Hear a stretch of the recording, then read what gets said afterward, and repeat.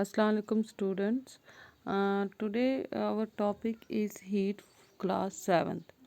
Yesterday we have read about the clinical thermometer.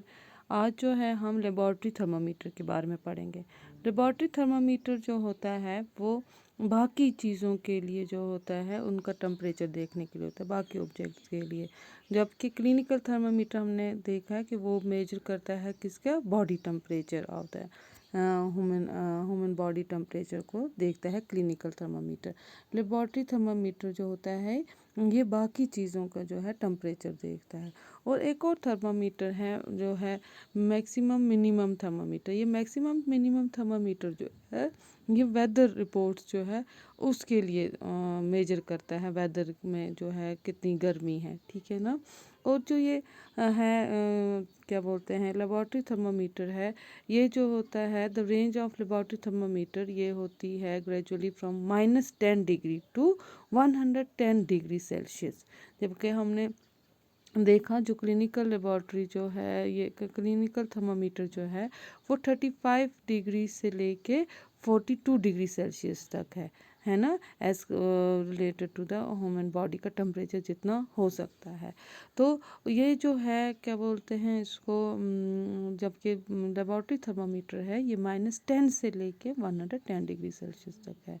तो ये जो है थर्मामीटर ये बिल्कुल स्ट्रेट रखना होता है, जैसे आप फिगर में देख सकते हो, इसको बिल्कुल सीधे रखना होता है। और जिस भी चीज़ का हम टेम्परेचर मेजर कर रहे हैं उसको जो है थर्मामीटर जब हम उसमें डालते हैं तो वो उसको नीचे जो है ना वो बर्तन उसके साथ टच नहीं करना है। और उसके पूरे साइड से जो भी उसका वो आगे से वो बॉल है उसके पूरे साइड से क्या होना चाहिए, ये जो सब्सटेंस पानी, फॉर एग्जांपल हम पानी ले लेते हैं, पूरे साइड से वो पानी उसमें होना चाहिए, उस पानी में अच्छी तरह से डिप होना चाहिए, ठीक है। तब जाके उसका टेम्परेचर जो है अच्छी तरह मेजर हो जाएगा, तब जाके हम उसका टेम्परेचर मेजर कर सकते हैं, ठीक है। तो हम प्रिकॉशंस हमें क्या करनी है, लेबॉर्ट्री थर्मामीटर इंशाल्लाह जब स्कूल खुलेंगे तो मैं आपको लेबॉर्ट्री में ले जाऊंगी तो हम वहाँ पे देखेंगे इंशाल्लाह। तो उसमें क्या करते हैं, जो इसको एकदम से बिल्कुल अपराइट रखते हैं, जैसे आप देख सकते हो, टिल्ट नहीं करते, इसको टेढ़ा नहीं रखते हैं, जबकि वो जो है क्लिनिकल थर्मामीटर हम टेढ़ा मुंह में रखते हैं, है ना। तो बल्ब जो है इसका नीचे से ये सराउंडेड होना चाहिए all side by the substance जिसमें भी हम ताकि उसका टेम्परेचर जो है हम मेजर करें, और इसके साथ टच नहीं होना चाहिए, ठीक है। तो ये जो है क्या बोलते हैं, ये हमने पढ़ा किसके बारे में, लेबॉर्ट्री थर्मामीटर के बारे में। और जो है उसके बाद ये है ये क्या बोलते हैं इसको, क्लिनिकल थर्मामीटर जो है उसको बोलते हैं कि उसका टेम्परेचर जो है क्यों नहीं खुद राइज और ये ठंडा और गर्म क्यों नहीं होता है और ऊपर नीचे क्यों नहीं जाता, क्योंकि यहाँ पे आप देख सकते हो फिगर में एक छोटी सी गांठ है ना, छोटी सी निट है। ये जो है गांठ है ये एयर रोक के रखती है उसको, ठीक है। खुद ही से जो मरकरी जो होता है उसको खुद ही से टेम्परेचर चढ़ने में और उतरने में उसको रोक के रखती है, ठीक। और जो है ये हमने पढ़ा लेबॉर्ट्री और क्लिनिकल थर्मामीटर में। फिर है ट्रांसफ़र ऑफ हीट, जो हमारा टॉपिक है। ये जो हीट जो है, ये जो टेम्परेचर है ये कैसे ट्रांसफ़र हो जाता है from one object to another, ये कैसे ट्रांसफ़र होता है। तो इसके लिए जो है हम क्या बोलते हैं, आपने देखा होगा घर में जो मम्मी वगैरह बर्तन रखे होते हैं गैस पे, जब वो पकाते तो वो किससे वो गर्म हो गया होता है। वो जो हीट जो होती है जो उसके नीचे जो जल रही होती है, आग जल रही होती है, कैसे वो उसको बर्तन को क्या कर देती है, गर्म कर देती है ना। The heat flows from hotter, कैसे वो गर्म ऑब्जेक्ट से जो है ठंडे ऑब्जेक्ट्स की तरफ चली जाती है। हीट हमेशा जो क्या होता है, जो हॉटर ऑब्जेक्ट जो होता है उससे ट्रांसफ़र होती है टू द कूलर ऑब्जेक्ट की तरफ, ठीक है ना। हमेशा गर्म बर्तन से हर गर्म चीज़ से ठंडी चीज़ की तरफ हीट ट्रांसफ़र होती है। जैसे आप देख सकते हो फिगर में, ये जो है ईंटों के बीच में एक रॉड रखी है, नीचे से कैंडल जलाई है। तो ये कैंडल जो है जो जलाई है यहाँ से पहले यहाँ पे टिप गर्म होगा, फिर आस्ता आस्ता ट्रांसफ़र होके ये एंड तक गर्म होगा। फ्लो ऑफ हीट थ्रू है मेटल्स, ये मेटल स्ट्रिप जो है कैसे ये गर्म हो रही है।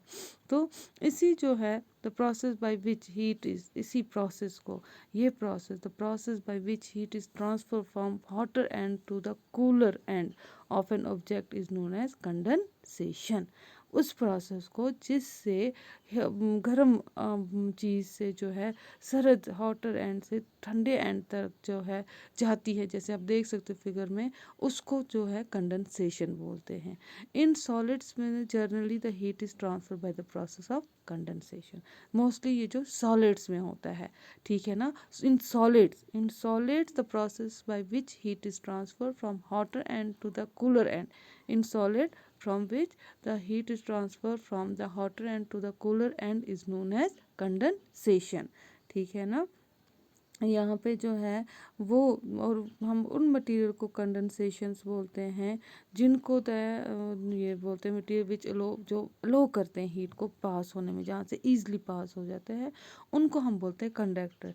जैसे आप देख सकते हैं मेटलिक जो पैन होते हैं, जो घर में कढ़ाइयाँ वगैरह होती हैं, प्रेशर्स होते हैं, उनके प्लास्टिक एंड होते हैं।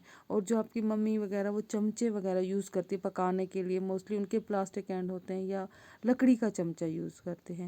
क्यों यूज़ करते हैं? क्योंकि वहाँ वो जो होते हैं उनमें इतनी हीट जल्दी ट्रांसफ़र नहीं होती है, ठीक है ना, वो जल्दी गर्म नहीं होते हैं। तो द मटेरियल जो अलो करते हैं हीट को to pass through them easily, उनको कंडक्टर कहते हैं। फॉर एग्जांपल अल्मुनियम है, आयरन है, कॉपर है, स्टील है, ठीक है, ये सब है। The material which do not allow, वो मटेरियल जो अलो नहीं करते हैं heat to pass through them easily, वो उनको हम बोलते हैं पोर कंडक्टर। ये होते हैं कंडक्टर जो ईज़िली पास करते हैं हीट। जो नहीं करते हैं ईज़िली पास हीट, गर्मी नहीं पास करते हैं, उसको हम बोलते हैं पोर कंडक्टर ऑफ हीट। और वो जो होते हैं जैसे प्लास्टिक है, वुड है, क्लॉथ है, poor conductor are known as insulators, उनको इंसुलेटर बोला जाता है, ठीक है ना। तो ये आपको समझ आ गया। और क्लोथ है, आप लोग देखा होगा मम्मी जब कोई पतीला उतारती है, खाने का पतीला या कुछ भी कपड़ा होता है वहाँ पे, है ना, तुच्छना, उससे पकड़ती है, पकड़ के वो बर्तन उतारती है। So that means the cloth is also a poor conductor of heat, is also a insulator. So the material which allow heat to pass through them or called conductor, and the material which does not allow heat to pass easily through them are called insulators। वो है plastic है, would है, cloth है, ये सब चीज़ है। फिर हमने पढ़ा कि उसको process of heat transfer from hotter end to the cooler end को जो बोलते हैं इन सॉलिड्स, उसको कंडक्शन बोलते हैं। तो water and air are poor conductor of heat, water और एयर जो होता है वो पोर कंडक्टर है। Then how does they transfer take place in them, तो उनमें कैसे वो ट्रांसफर होते हैं? जब हम पानी गर्म करते हैं तो पहले बीच में से गर्म होता है, ठीक है ना, नीचे से, फिर आस्ता आस्ता आस्ता ऊपर वाला पानी नीचे गर्म होता जाता है, आस्ता आस्ता सारा पानी गर्म हो जाता है।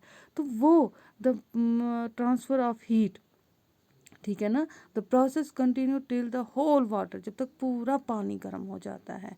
जैसे आप देख सकते हो यहाँ बीकर में रखा हुआ है, ठीक है। तो वो जो the mode of heat transfer is known as convention, क्या बोलते हैं उसको? कन्वेंशन बोलते हैं उसको, सॉरी कन्वेक्शन बोलते हैं उसको, ठीक है। तो ये जो है the process of transfer from hotter to an cooler end in solid is known as conduction, उसको कंडक्शन बोलते हैं। और वो मटेरियल जो हीट को ईजिली ट्रांसफ़र करने देते हैं उनको कंडक्टर बोलते हैं। और वो मटेरियल जो हीट को नहीं पास होने देते हैं ईजिली, उनको इंसुलेटर बोलते हैं। और वो जो प्रोसेस जो लिक्विड्स में जो होता है, the mode of heat transfer जो होता है, जो पहले नीचे से होता है, फिर साइड से आस्ता आस्ता जो वो उनका होता है, गर्म होती है, पूरा पानी गर्म होता है, उस मोड को ट्रांसफ़र ऑफ हीट को बोलते हैं कन्वेक्शन बोलते हैं। ठीक है, आज इतना ही, इंशाल्लाह कल इससे आगे करें।